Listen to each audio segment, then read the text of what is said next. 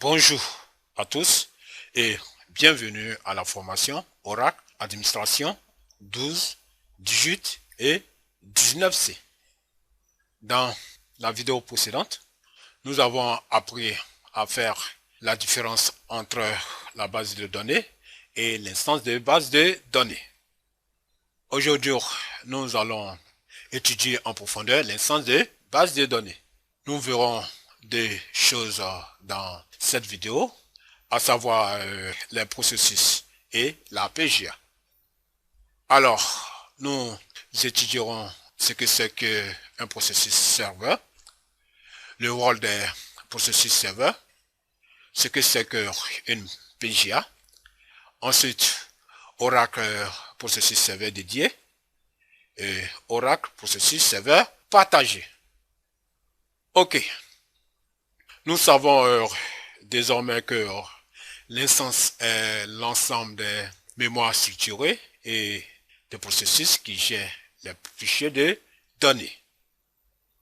Alors, dans cet exemple, nous verrons que Oracle contient deux types de mémoire, à savoir système global area, la SGA, et programme global area, la PGA. Toujours au niveau de l'instance, nous avons deux catégories de processus, à savoir les processus serveurs et les processus d'arrière-plan. Dans cette vidéo, nous nous focaliserons sur cette partie, la PGA et les processus serveurs, car ils sont liés. À présent, commençons donc. En réalité, Oracle lance les processus serveurs pour prendre en compte les requêtes des processus clients telles que les sessions ouvertes sur les bases de données Oracle. Donc, le rôle principal de processus serveur est de recueillir les requêtes des processus clients. Que signifie alors processus client? C'est simplement une session utilisateur, un compte client, un compte utilisateur, ok. Lorsque un utilisateur est connecté à la base de données, il essaie d'envoyer des requêtes SQL au serveur qui crée des processus serveurs liés à ces requêtes. Ok? C'est là le principal rôle du processus serveur. Les processus serveurs exécutent des tâches pour le programme client, telles que exécuter les requêtes SQL et envoyer les requêtes au client. Qu'est-ce que cela signifie? Le processus serveur lit les données dans la zone de stockage de la base de données, telles que le disque dur, et les charge, c'est-à-dire qu'il charge ces données dans une partie de la mémoire de l'instance appelée Oracle Buffer Cache que nous étudierons très prochainement. Il agit donc sur ordre de la session client, c'est-à-dire de l'utilisateur connecté. Bien, maintenant, une remarque très importante. Chaque processus serveur a son cache dédié appelé PGA. Le processus utilise cette PGA, c'est-à-dire cette zone mémoire pour traiter les requêtes des clients. Prenons cet exemple pour mieux comprendre. Nous voyons ici un utilisateur. Cet utilisateur envoie une requête SQL. Oracle va donc créer un processus serveur pour cette requête. On a besoin d'un espace mémoire pour faire tourner ce processus serveur. Cet espace mémoire est appelé PGA. Alors, dans cet exemple, nous avons une session utilisateur qui fait une requête select. Cela veut dire que Oracle va créer un PS, c'est-à-dire un processus serveur. Ce processus serveur aura son propre espace mémoire, c'est-à-dire sa PGA.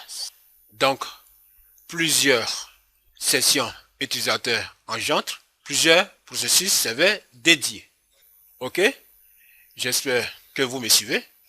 Nous savons désormais ce que c'est qu'une PGA. C'est donc un espace mémoire non partagé, réservé uniquement aux utilisateurs connectés à leur processus serveur.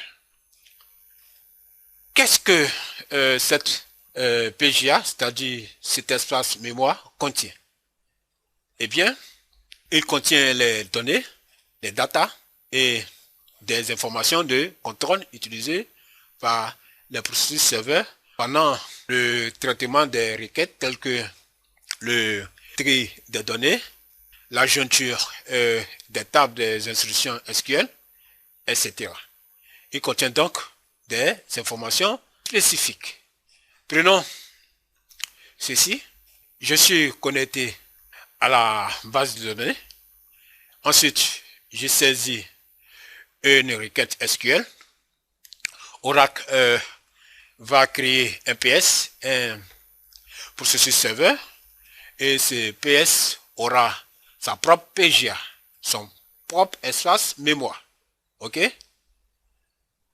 Maintenant, parlons du processus serveur en tant que tel. Il existe deux types de processus serveur, à savoir Oracle processus serveur dédié, qui est basé sur une relation 1 à 1 entre l'utilisateur connecté et le processus serveur. Dans cet exemple, nous avons deux utilisateurs connectés à la base de données. Cela équivaut à deux processus serveurs. Prenons le cas où nous avons 1000 utilisateurs connectés. Cela équivaut à 1000 processus serveurs. Donc voilà pourquoi on dit que c'est un processus qui a une relation 1 à 1. En réalité, ce n'est pas très efficace au niveau de la performance du système. Donc cette architecture va engendrer une certaine lenteur au niveau du système lorsque on aura plusieurs processus serveurs qui tournent simultanément. Raison pour laquelle il existe un autre type de processus serveur appelé processus serveur partagé d'Oracle. Dans cette architecture, chaque compte utilisateur est connecté à ce qu'on appelle un dispatcher, c'est-à-dire un répartiteur, pardon. Le dispatcher peut supporter plusieurs connexions simultanées. Cette architecture donc peut remplacer l'architecture dédiée des connexions des comptes utilisateurs. Bien, voilà donc de façon succincte la différence entre la connexion dédiée et la connexion partagée. Retenez que par défaut, la base de données est configurée sur l'option connexion dédiée.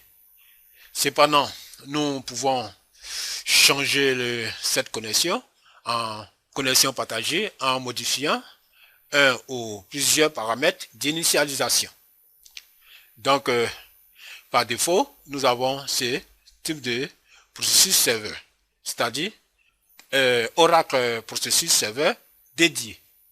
Pour le remplacer par Oracle processus serveur partagé, le Debian doit modifier les paramètres liés à ce processus.